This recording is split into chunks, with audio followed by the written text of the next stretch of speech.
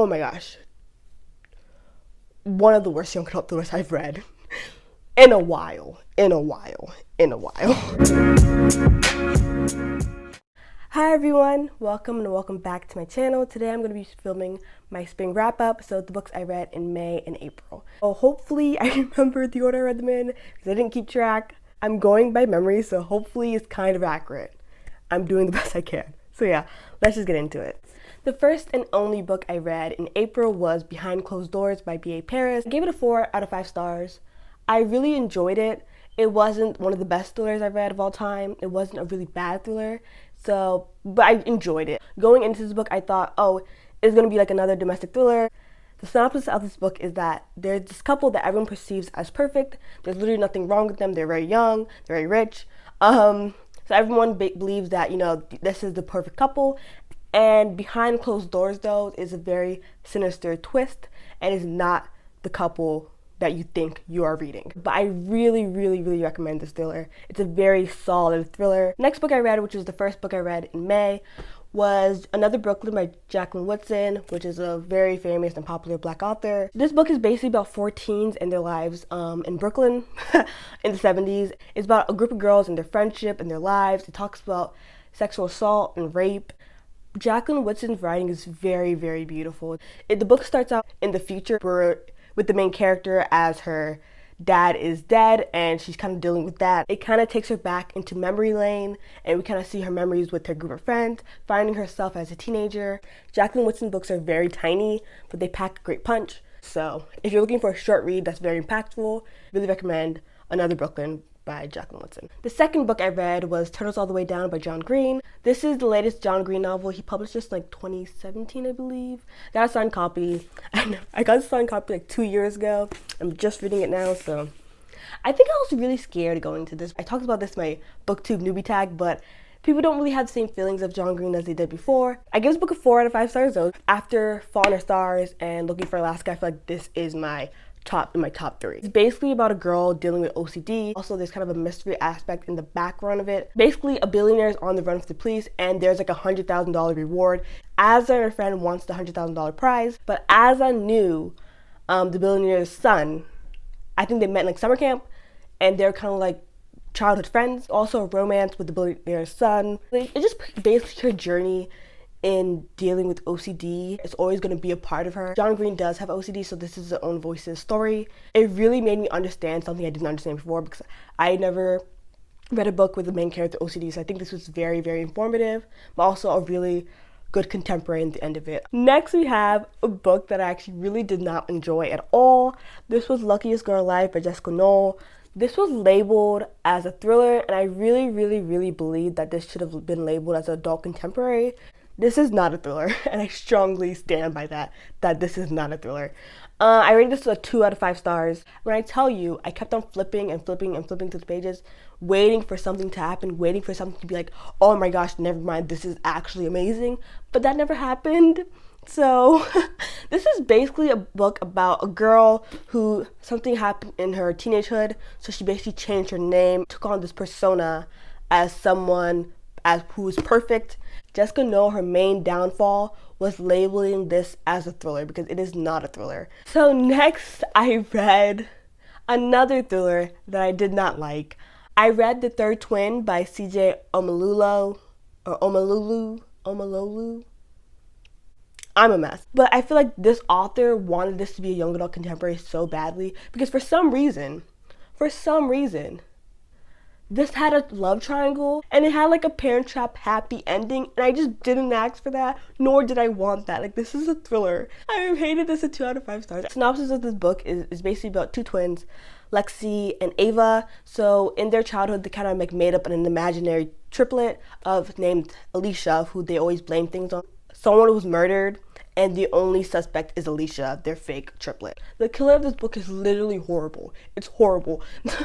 The author used mental illness as an excuse. I might bump down this rating to a 1 star. Oh my gosh. One of the worst young adult thrillers I've read in a while. The next book I read was Alex Approximately by Jen Bennett. I gave this book 5 out of 5 stars. It was everything I wanted in a young adult fluffy contemporary. It gave me that. It was so good. It's such a rom-com-esque book. Like, if you love rom-coms, you would love this book. This book is basically about Alex and Bailey. Bailey's talking to Alex on an online website about movies. They both like old-time classic movies. Bailey's moving to California to be with her dad now, and Alex is in California. So basically, Bailey wants to seek out Alex without him knowing that she's seeking him out. But on the way, she kind of meets this boy Porter, who she kind of doesn't get along with. But over time, a romance develops, and we're kind of questioning, like, should she go for Porter or Alex? And there's obviously a big reveal who Alex is in the end. Don't read the synopsis like outright, because the synopsis spoils who Alex is, which I think is really crappy because it's not revealed who Alex is until like the very end of this book. I really recommend this book. It's such a cute young adult contemporary. This book made me so happy, but it's really cute. Like a cute summer romance I feel like you should read this summer. The next book I read was Female the Species by Minnie McGinnis. I rated this book a 5 out of 5 stars. I really enjoyed this book. It's actually a very surprising read because I went into this thinking it was going to be a thriller, and it wasn't a thriller. It was actually a young adult contemporary, a very hard-hitting contemporary. The book is about Alex, who her sister was raped and murdered 3 years ago, and she's kind of dealing with that and dealing with everyone basically knowing her solely because her sister was murdered. Kind of her story, and basically her kind of building herself up to be the strong, closed-off person to deal up with her sister's death, and kind of actually killing men who she believes has murdered and raped women. I cried at the end of this book. Something in the end really hit me. But again, really recommend this. Then I kind of went on like a finishing a trilogy I had on my shelf for a long time binge, I guess. And I read Now I Rise and Bright You Burn by Kirsten Wright, just the last 2 books in the And Are Darkened trilogy. I rated this book a 4 stars. I rated this book a 5 stars. By the end of this trilogy, I really loved each one of these characters. This book series is following 2 perspectives. One from Lada, I was right, Lada, and one from Radu. Lada is very physically strong, but I feel like Radu is very like charming, very like sociably strong. I love how the author made both of those characteristics strengths. I feel like in a lot of fantasy novels, the only strength a character can have, physical strength, and that's it. The series is basically if a Vlad the Impaler retelling, but if Vlad the Impaler was a woman. I feel like that's all you need to know. But I really recommend the series. I feel like it has a great end. Again, I rated this book 5 out of 5 stars, so of course I cried at the end of this. I feel like the ending was very realistic for each of the characters. The next 2 books I read was A Cat to Witch and A Cat to Warrior by Nadia Okorafor. It's basically like a middle grade fantasy novel that takes place in Nigeria. It's following Sunny. She kind of discovered that she has magical powers. And basically her journey in defeating, there's a main villain. Do I remember who that villain is? No! But there's always a villain in fantasy novels. I forgot. But it's really good. I connected to Sunny really well. And she's only like 12 years old. If a 12-year-old can make good decisions in a fantasy novel, all you other young adult authors have no excuse to make the dumbest decisions ever. You have no excuse. None. No excuse. People compare this to like Harry Potter. And Mayana Reeves tweeted out something today. And she was like, I hate when people compare books by Black authors to something white authors did. Like, they can stand on their own. Next book I read was 13 Minutes by Sarah Pinborough. I rated this book a 5 out of 5 stars, and it's crazy that I rated this book a 5 out of 5 stars because I was almost about to DNF this book. The only reason I didn't DNF this book is because it's by Sarah Pinborough, and her other book, Behind Her Eyes, I love that book. But if you don't like unlikable characters, in thrillers, I can deal with unlikable characters because it's a thriller. I'm not really reading it for the characters. I'm more so reading it for the plot. So in thrillers, I can accept that. But if you don't like unlikable characters, I don't recommend this book to you. But when I tell you, Sarah Pinborough is literally the queen of crazy, out-of-this-world plot twists. It was so good. It's such a good ride. After like a thriller slump of I was reading thrillers and I was hating each one of those thrillers, reading this was just like a delight. Literally all you need to know was like I was dead for 30 minutes and now I want to know why. Next I read More Than We Can Tell by Bridget Kemmer. Again, I read this book 5 out of 5 stars. This is the companion novel to Letters to the Lost. It follows Rev and his love interest. Rev was the best friend of the main love interest in Letters to the Lost. I think his name is like Declan. I'm probably wrong, but I think the Letters to the Lost main love interest is Declan. Don't hold me to that, but yeah, I really enjoyed the story. It was so good. Bridget Cameron once again just amazes me with her characters and her stories. I love characters who are not perfect. I love characters who throughout the story grow and become better people and they have to heal. This book is basically about Rev dealing with his abusive father contacting him again, and Emma dealing with her parents not really supportive of her dreams and dealing with her parents' divorce. This book was so good. It was so heartbreaking, but also so beautiful. The next book I read was Piecing Me Together by Renee Watson. This book is really short. It's such a good read. It's about a plus-size girl named Jade, who she's from a poor neighborhood, but she goes to this really rich private school because she got a scholarship there. And in there, she gets put into the Woman to Woman program where she kind of has like a mentor who talks about how it is being a black girl who went to the same private school she went to. This is my second book from Renee Watson. Rated this book a 4 out of 5 stars. I loved how it was a main character who looked just like me, a dark-skinned black girl. So, loved that. Next book I read was Things We Know by Heart by Jessie Kirby. This was a cute, fluffy contemporary. This is about Quinn, who's dealing with her boyfriend's death. And her boyfriend was an organ donor, which means that after he died, all of his organs went to people in need of his organs. And she sent letters out to each one of the people who received her boyfriend's organs, but the only one who didn't respond was the person who received his heart. She kind of obsesses over who has received her boyfriend's heart. So she realizes the boy who got her boyfriend's heart is named Colton. The only person I know who named Colton was Colton from The Bachelor. And whoo! That season of The Bachelor was such a mess. Loved it though. But anyways, it's Colton. Basically a romance develops between Colton and Quinn, but Quinn is kind of feeling guilty about finding love with the boy who received her dead boyfriend's heart. I rated this book 4 out of 5 stars. I really recommend it. It was so good. So short also. The next book I read was American Street by Ibi Zoboi. I rated this book 5 out of 5 stars. It was really, really touching and really heartbreaking. Ibi Zoboi's writing is very, very beautiful. It was so good. It's basically about Fabulosa immigrating to U.S. from Haiti. Her mother is detained by U.S. immigration. It was basically about her living with her 3 cousins and their lives. And it's also about a romance she develops. And this cover is just stunning. Like, oh, can we talk about that for a second? I love the spine of this cover of this book. The next book I read was on my Libby app, Harvey Fair by Hannah Kaplan. I read this book a 4 out of 5 stars. It was really, really good. Really, really good. So good. It's basically about a girl who gets raped by a group of guys at a party. I'm pretty sure the main characters are witches, and basically her taking revenge on each one of these people and murdering them one by one by one, so she can avenge basically herself and what they took away from her. Such a feminist novel that deals with a lot of topics on rape culture and how society kind of defends these people, white men who think they can do whatever they want and get away with whatever they want. Very, very interesting, non-stop, fast-paced read, but I recommend this book so much. Next 2 books I read were The Kiss Quotient and The Bride Test by Helen Hoang.